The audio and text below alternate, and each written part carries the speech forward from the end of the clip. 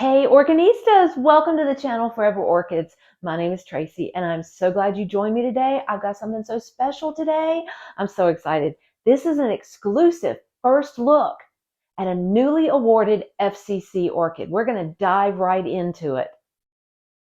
I recently went to an Orchid Society show back on Mother's Day. This particular plant was there at the show and was awarded by the American Orchid Society judges.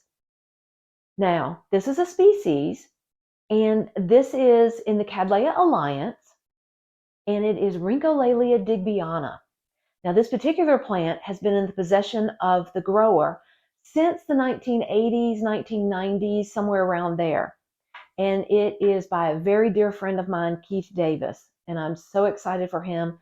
This is his second FCC award. His first one was on a leafless orchid called the Ghost Orchid. And then now this one, he has an FCC on Rhyncholalia, and his cultivar name is B52. B52? What does that mean? Well, let me tell you a little bit about his plant. This is what he says about his plant.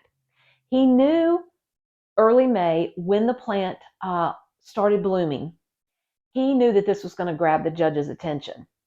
So he brought it to the local Orchid Society for this show, and they had it in one of their members' displays. And he originally got this plant, like I said, in the 80s and 90s from Herman Pigger from the Oak Hill Nurseries. And when he first saw it bloom, he gave it the name B52.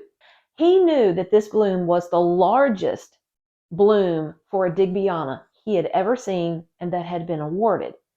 So when it first bloomed and he saw it and gave it the name B52, he named it after the largest bomber called the Boeing B-52 Stratofortis.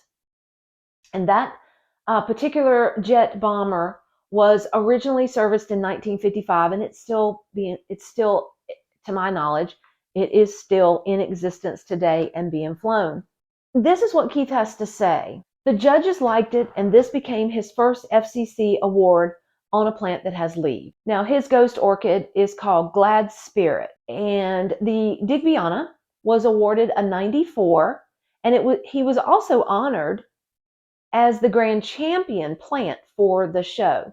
And when you really think about all the incredible orchids that were at that show, and I've done a video on that show, and you can go back and watch it. In fact, I would love for you to go back and watch it, and I will put that video in the description. At the end of this video, there'll be a link that you can click on to watch the entirety of that particular show.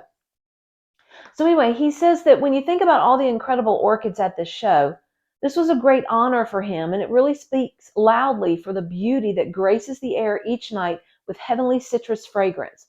Photos really don't do justice compared to actually seeing it in person.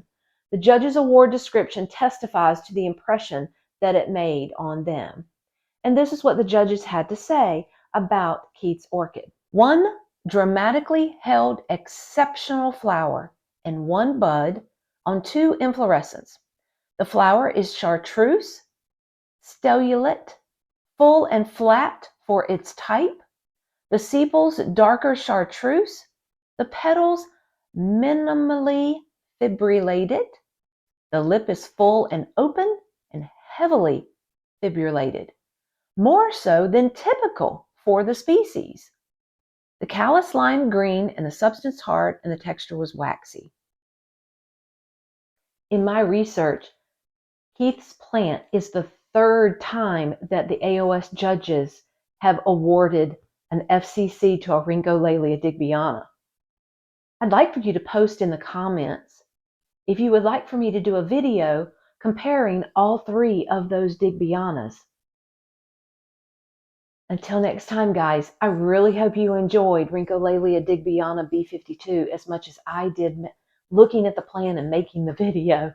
Until next time, guys, happy orchid growing. Bye!